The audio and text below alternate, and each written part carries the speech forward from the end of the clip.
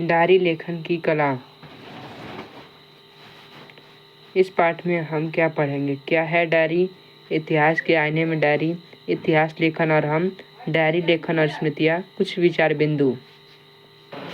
दिन भर आप जिन घटना, गतिविधि और विचार से गुजरते रहे हैं, उन्हें डायरी के पृष्ठों पर शब्दबद्ध करना ही डायरी लेखन है।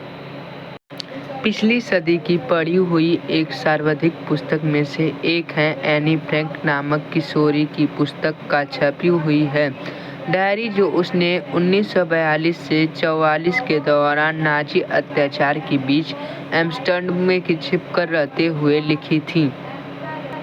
पिछले कुछ दशकों में कई बड़े रचनाकारों की डायरियां जैसे मोहन राकेश की डायरी, रमेश चंद्र शाह की डायरी आदि भी किताब की शक्ल में छप चुकी हैं। मसलन निबंध, कहानियां, उपन्यास डायरी की शक्ल में लिखे जा सकते हैं, लेकिन वहाँ डायरी का सिर्फ रूप होगा। तो फिर डायरी सचमुच में क्या है? ये सभी के मन में प्रश्न होगा।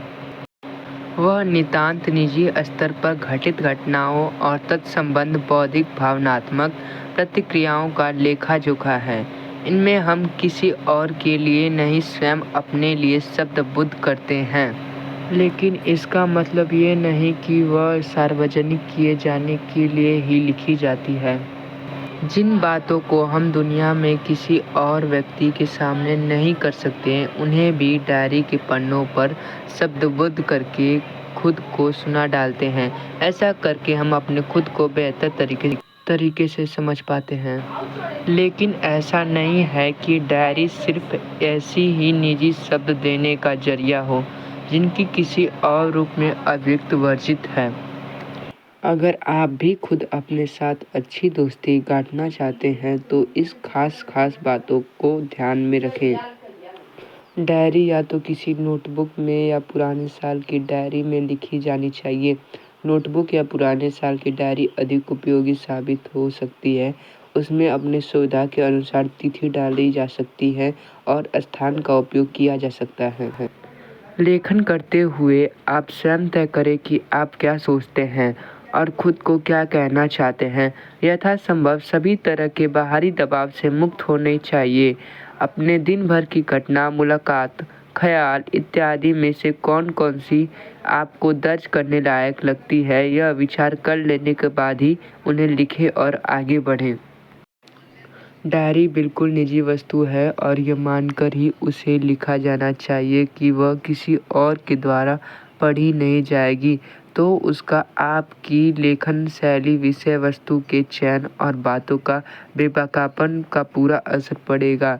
इसलिए हम मानते हुए डायरी लिखें कि आपका पाठक आपके अलावा कोई और नहीं पढ़ेगा।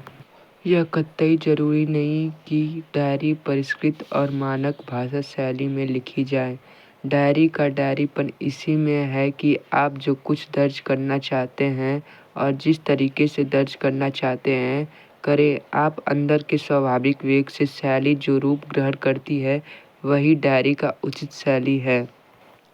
आखिरी पर बहुत अहम बात यह है कि डायरी नितांत निजी स्तर की घटनाओं और भावनाओं का लेखा-जोखा होने के साथ साथ आपके मन के आईने में आपके दौर का अक्स भी है। आपने जिन अनुभवों का वहाँ दर्ज करते हैं, आपके नज़र से देखा परखा गया समकालीन इतिहास है, किसी न किसी मात्र से मौजूद रहता है। चैनल को लाइक करें, सब्सक्राइब करें।